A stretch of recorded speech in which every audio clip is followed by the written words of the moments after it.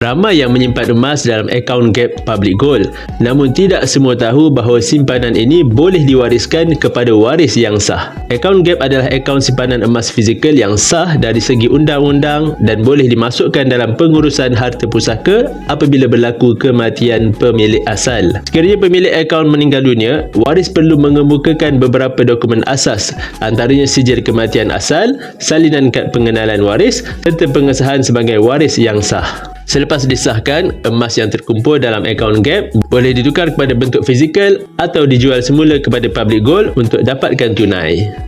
Langkah terbaik adalah untuk memaklumkan kepada waris bahawa anda mempunyai simpanan emas dalam Gap. Ini penting untuk mengelakkan harta beku dan memastikan waris mudah mendapatkan akses simpanan tersebut. Ingat, emas bukan sahaja lindung nilai kewangan anda, tetapi juga warisan bernilai untuk generasi seterusnya, dan Gap memudahkan proses ini secara sistematik dan sah. Bagi yang berminat untuk memulakan simpanan emas bersama Public Gold, anda boleh isi borang sign up di bio saya atau PM untuk saya bimbing anda dalam cara dan langkah-langkah simpanan emas yang terbaik untuk anda.